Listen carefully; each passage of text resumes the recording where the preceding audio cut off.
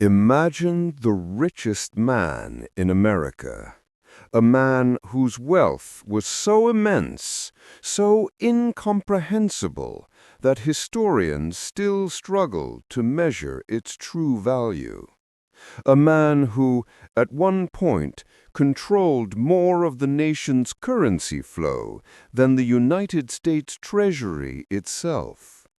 Now, imagine this man in the quiet, smoke-filled back rooms of Manhattan, trying to buy something even bigger than an entire railroad network, a steel empire, or a global shipping fleet. Imagine him trying to buy a president, and not just a president, but an entire foreign policy agenda, complete with a war, a global trade route, and a debt so crippling it would fundamentally alter the geopolitical balance of power. The man's name was J. Pierpont Morgan, and the price he was willing to pay for this transaction? It was roughly $200 million in 1895 money, a sum so astronomical it would be equivalent to tens of billions today. But here is the real curiosity, the hook that pulls us into the shadow. He was doing it to save the country. Or at least, that is what he claimed. This is the story of a secret meeting, a clandestine deal, and how one man's private ambition crossed the line from capitalism to control, leaving behind a ghost in the halls of Washington, D.C. that haunts us even now. The year is 1895. The place is Washington, D.C., but the true center of the action is a quiet, velvet-lined office in New York City. The United States is dying of a hidden wound. Gold is bleeding out of the Treasury. Remember, this is the Gilded Age, a time of staggering inequality.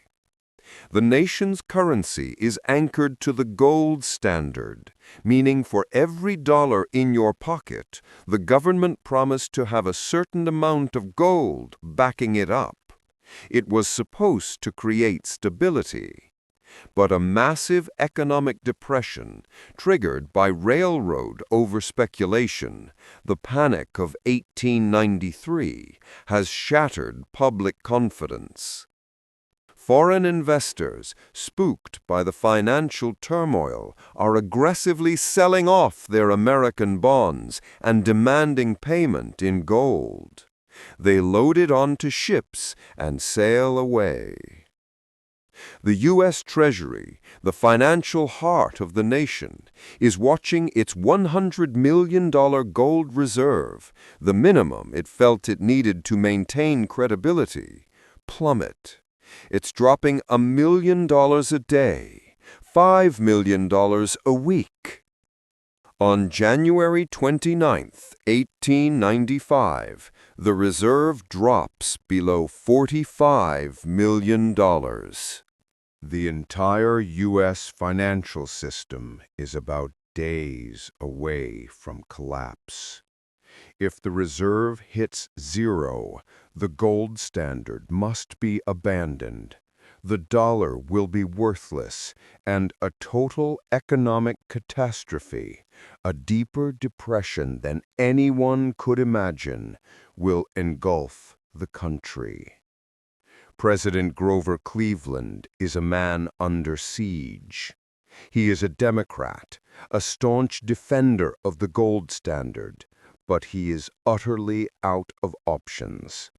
He has tried selling bonds, but the public refuses to buy them, fearing the government can't pay them back in gold anyway.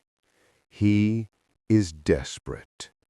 Enter the shadow ruler of American finance, John Pierpont Morgan.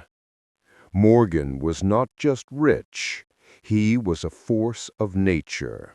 A colossal, intimidating figure with piercing eyes and a nose disfigured by a skin condition, a detail he never concealed, perhaps because the sheer force of his personality made physical appearance irrelevant. He despised chaos. His entire career was built on order and consolidation. He wasn't interested in fair competition. He was interested in control. He believed that the financial markets were too important to be left to the whims of democracy, or worse, the incompetence of Washington.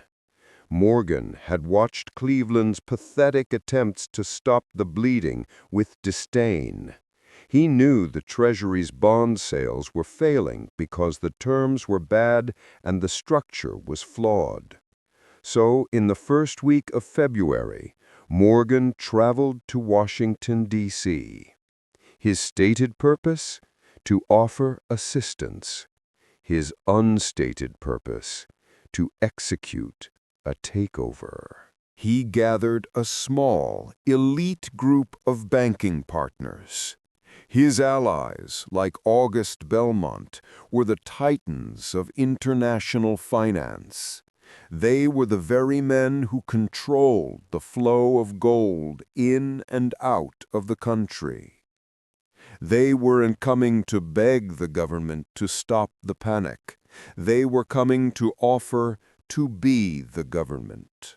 On a frigid Saturday in February 1895, J.P. Morgan and his entourage marched into the White House. President Cleveland was weary, exhausted by the relentless financial panic. He initially refused to even meet with Morgan, seeing him as a vulture waiting to feast on the nation's weakness. But when Treasury Secretary John Carlyle confessed that the reserve was perhaps 48 hours from total depletion, Cleveland capitulated. The meeting began stiffly. President Cleveland asked Morgan, the private citizen, what he proposed. Morgan's proposal was audacious, bordering on treasonous. He and his syndicate would purchase $62 million worth of U.S. government bonds. This injection of cash would be paid for in gold, real, physical gold, much of it sourced from European vaults. This gold, delivered directly to the U.S. Treasury, would immediately push the reserve back above the safe limit of $100 million. The panic would stop. The country would be saved. Sounds simple, right? Here's the catch, the detail that made this a deal with the devil. Morgan demanded that the bonds be sold under a secret, special, non-competitive arrangement, meaning no one else could bid on them. And more critically, he demanded they be sold under an antiquated, high-interest 1870 law that guaranteed a massive profit for his syndicate. He wasn't acting as a patriot. He was acting as a businessman, offering a life raft at an extortionate rate.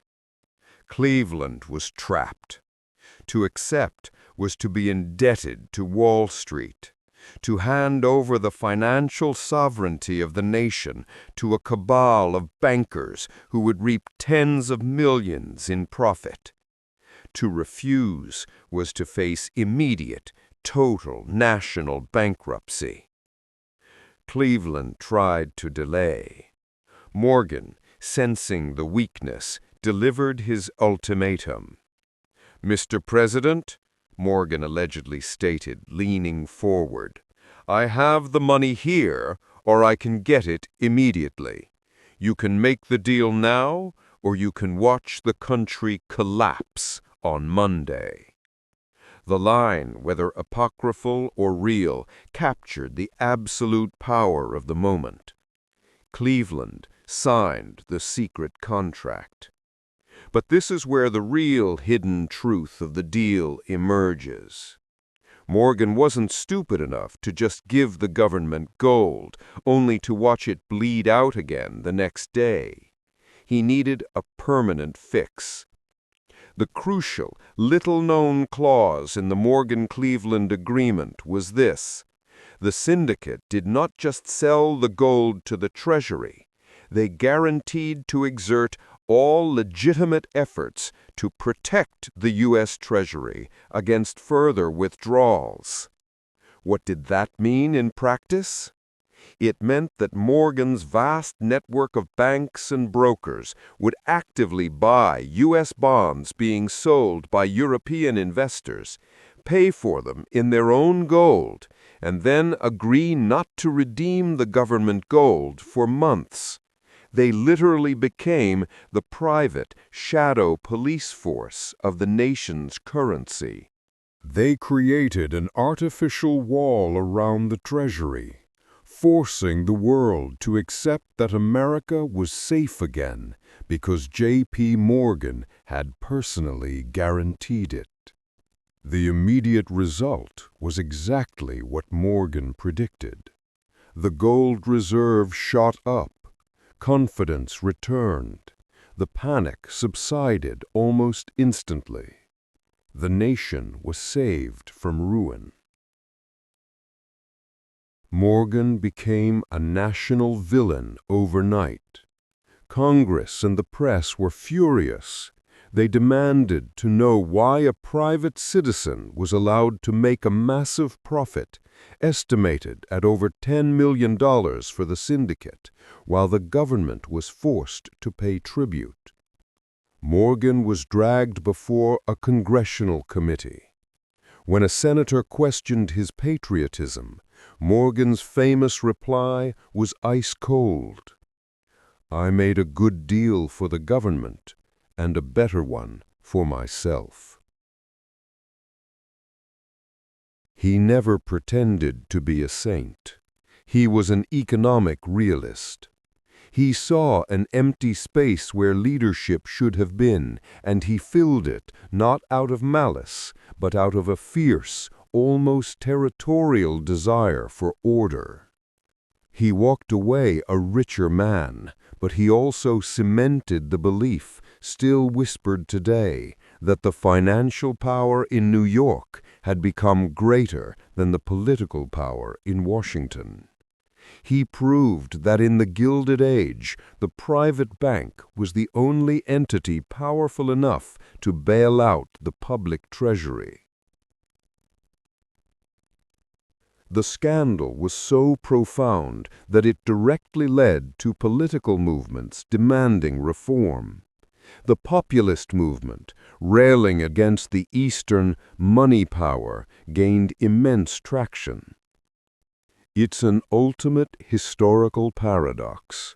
J.P. Morgan, the man who saved the nation, was also the catalyst for its greatest political divide. And the story doesn't end there.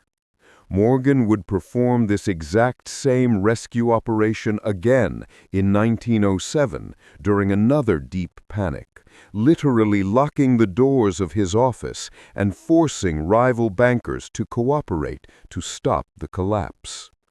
The lesson? The United States government, designed to be run by elected officials, repeatedly demonstrated it could not manage its own financial stability without relying on a private, unelected financial warlord.